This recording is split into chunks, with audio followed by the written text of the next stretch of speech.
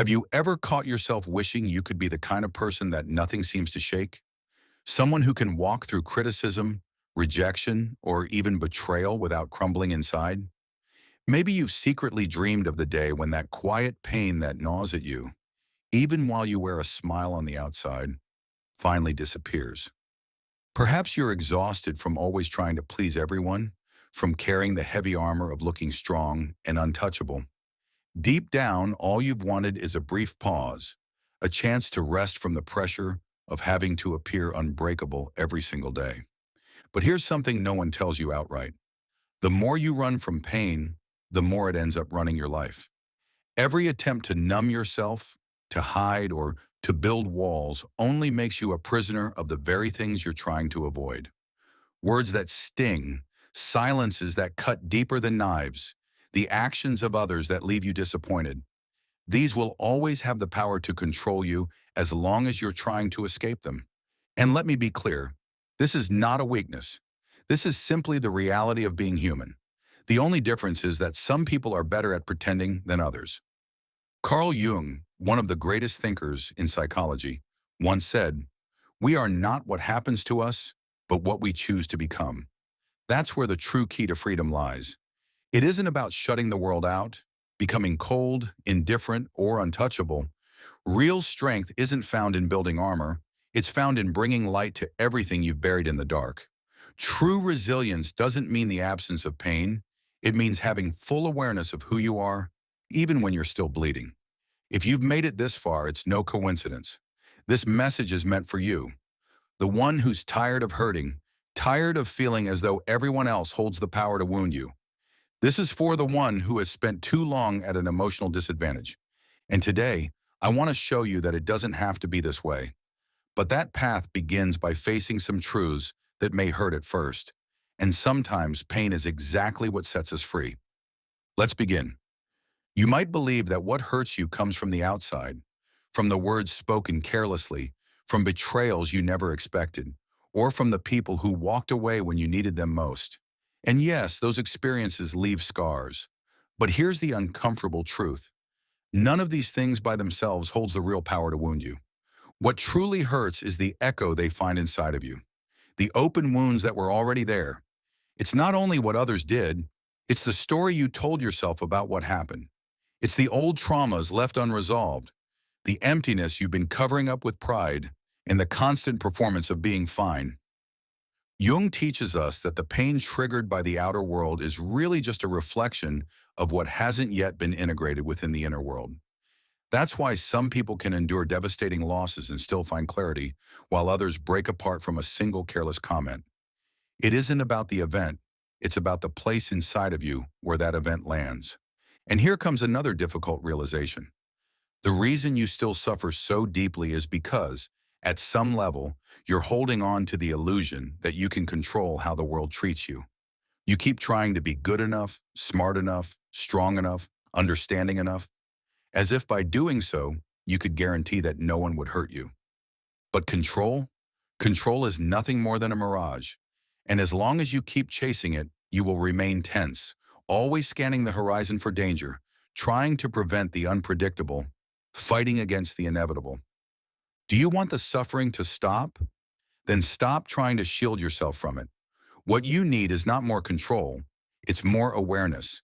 Because here's the secret. As long as you believe that other people need to change before you can feel peace, you will remain a prisoner to their actions.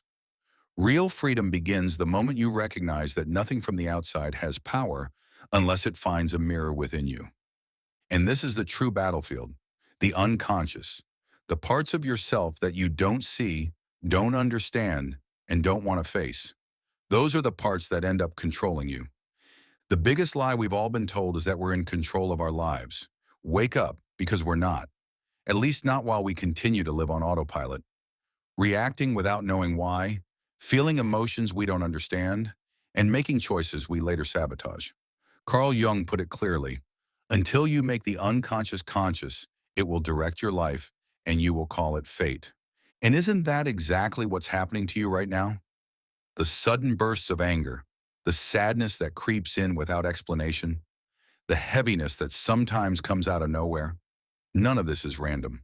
These are messages, signals from the forgotten parts of yourself, the ones you've repressed, ignored, or pushed aside. Jung called this territory the unconscious, but it's not just a vague cloud of random thoughts. It's a living force. It holds your unhealed memories, your hidden fears, your secret desires, your unprocessed pain. And while you may try to avoid it, these unseen forces still decide how you feel and how you act. Have you ever wondered why certain words cut right through you while someone else can brush them off with ease? It's because those words touch raw wounds inside you that are still alive. And if they still hurt, it's because you haven't truly faced them. You've only buried them under the rug of your mind, yet you keep stumbling over the same hidden lumps. Jung once said, "We cannot change anything until we accept it. Condemnation does not liberate, it oppresses." Think about how often you've judged yourself, silenced yourself, or repressed what you felt, believing that doing so would make the pain vanish.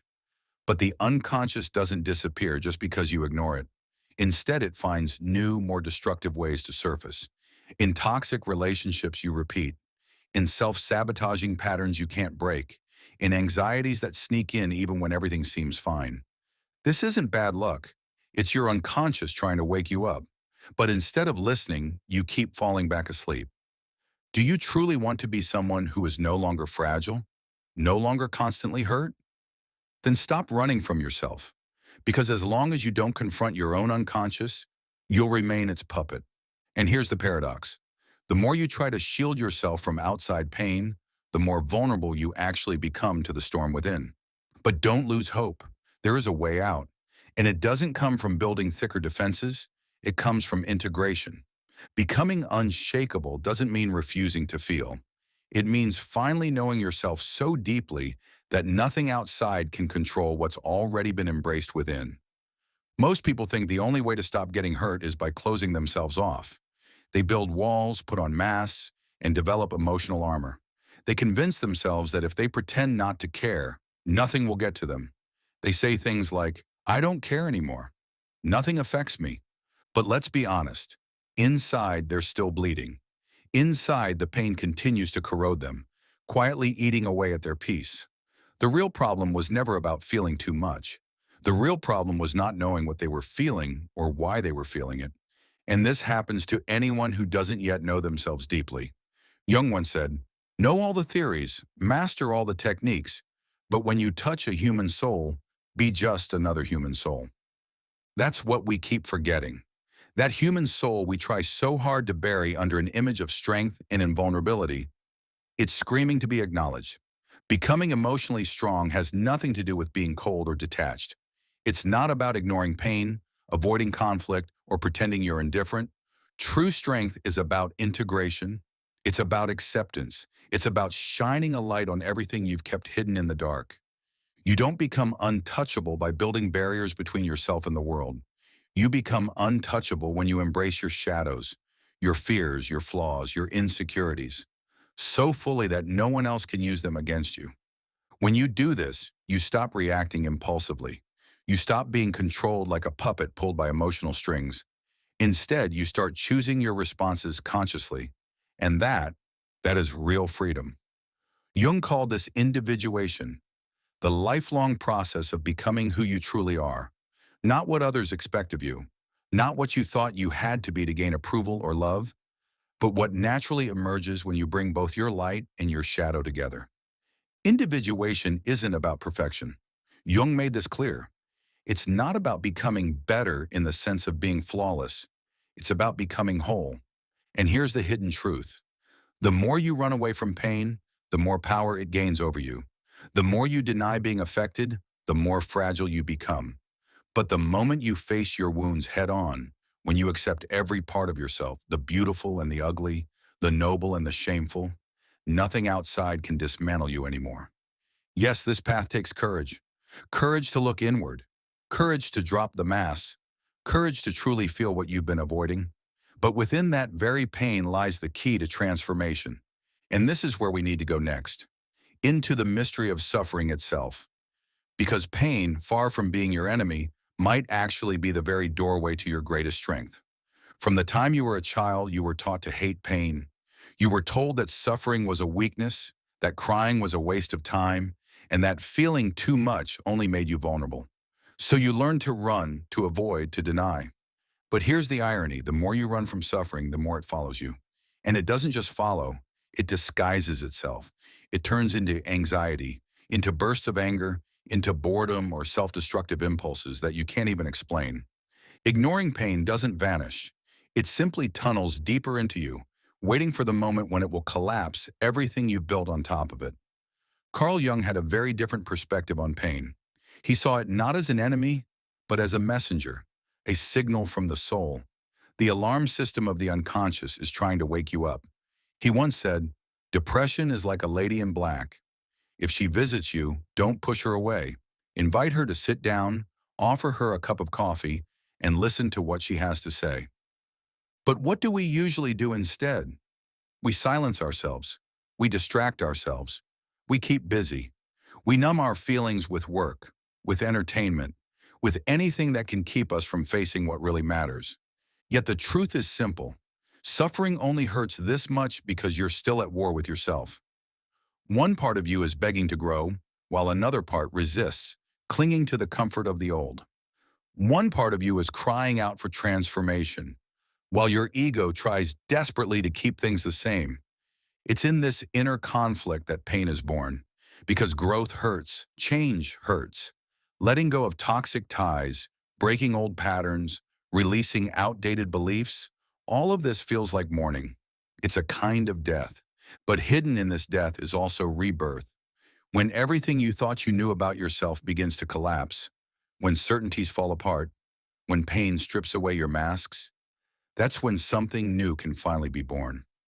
Suffering at that moment becomes sacred because it pushes you to your knees before the only truth that can ever set you free, yourself. Jung understood this better than most. He knew suffering wasn't a failure of life's system. It wasn't a punishment. It was part of the process. Pain doesn't mark the end of the road. It marks the beginning of the journey toward becoming whole. The tragedy is that most people give up before crossing this dark valley. They run back to distractions, back to denial, back to the surface. But not you. If you're still listening, still reading, it means you're ready to walk through that valley. You're ready to see what lies on the other side of pain. Few people have the courage to begin the journey of individuation, and even fewer dare to complete it. Why? Because this path doesn't promise comfort. It doesn't guarantee safety. It doesn't protect your ego. It destroys it. Jung described individuation as the process of becoming who you truly are. But what he meant is that first, you must unlearn who you think you are. And that hurts more than any rejection from the outside world. Because slowly, you begin to realize that much of what you thought defined you was an illusion. You are not your achievements. You are not your failures. You are not the image you carefully built to be loved, admired, or respected. All of that was just a mask, a survival strategy, a role you created to fit in, to protect yourself, to be accepted. But surviving is not the same as living. Individuation is life's call to go beyond survival. It's the push from the unconscious, forcing everything you've buried, denied, or distorted to rise to the surface. Jung wrote that individuation requires the dissolution of the persona, the mask you wear for society, the role you play to look acceptable. In his words, it's nothing more than a mask of collective convenience. And here's the painful truth. You can't discover what lies beneath until you're willing to tear that mask away. But something remarkable happens in this process. You begin to become truly untouchable, not because nothing affects you, but because you've already walked through the fire. You've stared into the eyes of your own shame, your fears, your anger, and you've said, "I see you. You don't control me anymore." That kind of clarity changes everything. It gives you a strength that doesn't rely on approval, recognition, or control. You no longer need everyone to love you. You no longer need to win every argument. You no longer have to constantly appear strong because you know who you are, and no one can take that away from you.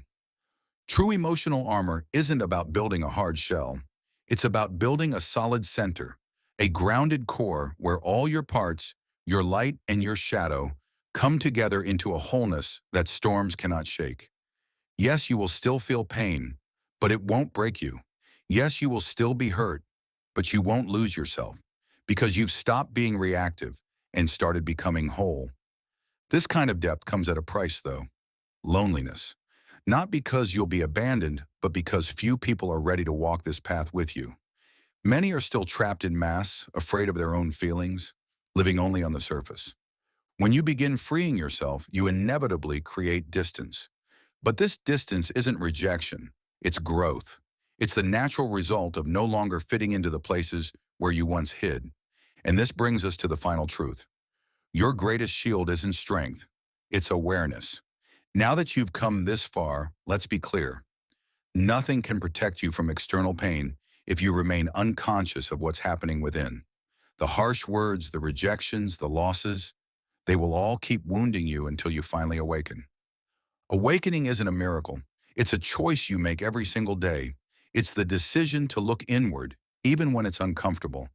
It's the courage to take responsibility for your feelings without blaming others, your past, or fate. Jung once said, "What you resist persists." And isn't that the story of your life? You resisted fear, rejection, loneliness. Yet by resisting, you gave them more power. You exhausted yourself trying to be perfect, to stay in control, to appear unbreakable. But real emotional strength isn't hardness. It isn't about armor. It's clarity. When you understand your wounds, your triggers, and your patterns, no one else can use them against you. You still feel pain, but it doesn't destroy you. You still face loss, but you don't lose yourself. This is freedom, not from life, but within it. Dive deeper and you'll see.